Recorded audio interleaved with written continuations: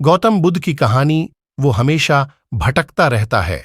आइए एक कहानी के जरिए से हम आपको थोड़ा इसे समझाने की कोशिश करते हैं।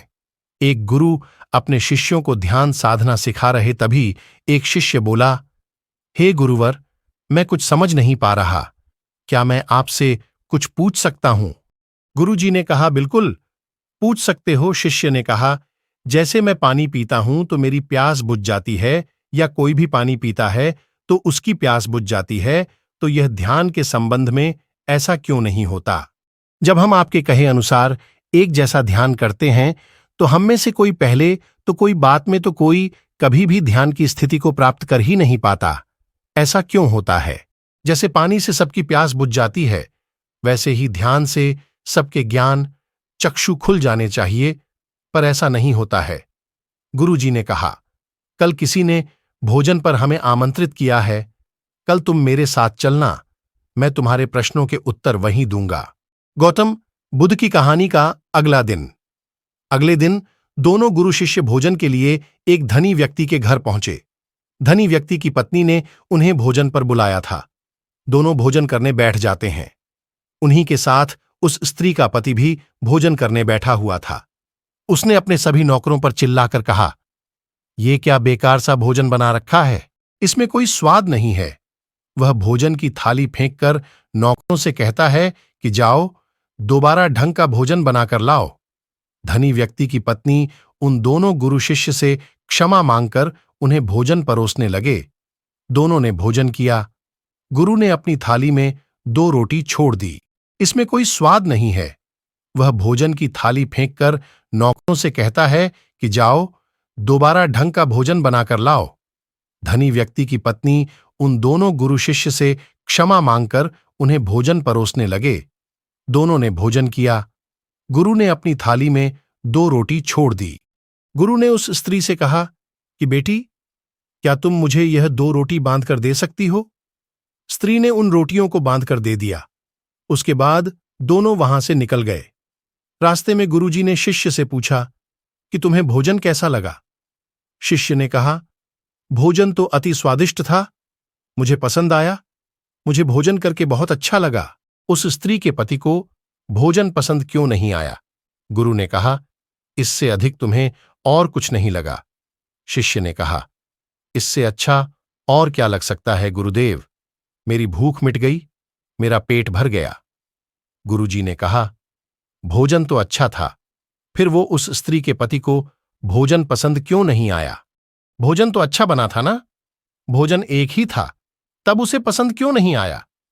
शिष्य ने कहा, आप ठीक कहते हैं गुरुदेव, मैं तो कुछ समझ ही नहीं पा रहा हूं। आप ही कुछ बताएं।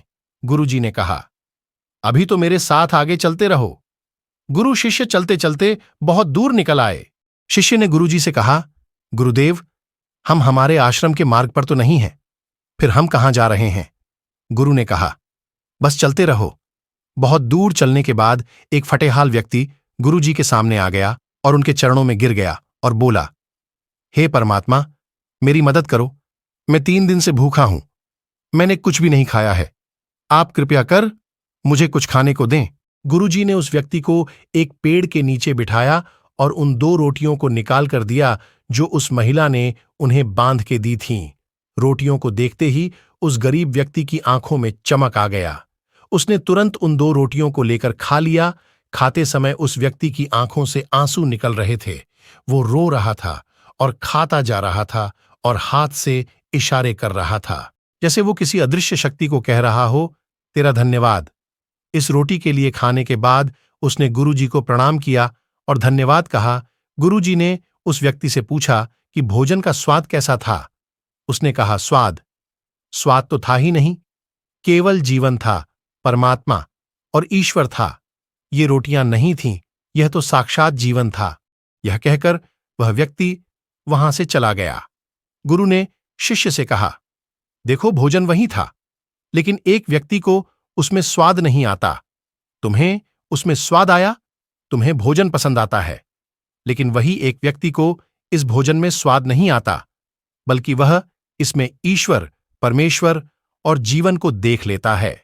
व्यक्ति और भोजन की तृप्ति, इसी से पता चलता है कि व्यक्ति और भोजन की तृप्ति में भी अंतर है। पहले व्यक्ति की इसमें कोई तृप्ति नहीं होती, तुम्हें थोड़ी तृप्ति होती है, और इस व्यक्ति को अनंत तृप्ति होती है। ऐसा ही ध्यान के संबंध में होता है, जिसको जितनी ज्यादा प्यास होती है वो उतनी ही जल्दी मार्ग बना लेता है। उस शिष्य की जिज्ञासा का समाधान हो गया था, उसके प्रश्नों का उत्तर उसे मिल गया था, लेकिन प्रश्न का उत्तर अभी हमारे नहीं मिला। प्रश्न था, मन क्यों नहीं लगता दोस्तों? जो लग जाए वह मन नहीं है, मन का स्वभाव ही है भावना। जब हमारे पास कोई चीज अत्यधिक होती है तब मन उससे भागने लगता है, जैसे उस धनी व्यक्ति का मन जिस भोजन से भाग रहा था जो उसके लिए आम बात थी। लेकिन जब कोई चीज हमारे पास सीमित मात्रा में होती है और हमें मिल भी जाती है, तब हमारा मन उससे जुड़ा भी रहता है और हम उस चीज की थोड़ी बहुत अहमियत भी रखते हैं। जैसे उस शिष्य का मन जो उस भोजन से थोड़ा बहुत जुड़ा हुआ था, तो उसने उस भोजन के स्वाद को भी जाना। लेकिन जब हमें कोई चीज चाहिए होती है और वह हमारे पास नहीं होती, तो पहले हमारा मन उस चीज के लिए बहुत लालायित रहता है, वह 2 रोटी, और जब बात प्राणों पर आ जाए वह हर हाल में उसे पा लेना चाहता है। लेकिन जब कोई चीज प्राणों से जुड़ी हो, जैसे कि वह 2 रोटी, और जब बात प्राणों पर आ जाए तब मन गायब हो जाता है। तब आप स्वाद नहीं देखते, भोजन का प्रकार नहीं देखते हैं, तब आपको सिर्फ भोजन चाहिए होता है। तब आप एकाग्र हो जाते हैं भोजन के लिए, भोजन के जो मिले उसी में आपको आनंद आ जाता है। स्वाद हो या ना, आपके प्राण अंदर तक उसे स्वीकार कर लेते हैं।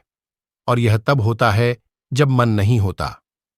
हम हमारे मन को लगाने की बहुत कोशिश करते हैं, कुछ पढ़ाई में लगाने की कोशिश करते हैं, तो कुछ अपने काम में लगाने की कोशिश करते हैं, लेकिन आपने देखा होगा कि मन कहीं नहीं लगता, और यह लग भी नहीं सकता, क्योंकि इसका का किसी चीज में लगना है ही नहीं, बल्कि इसका काम है आपको भगाना।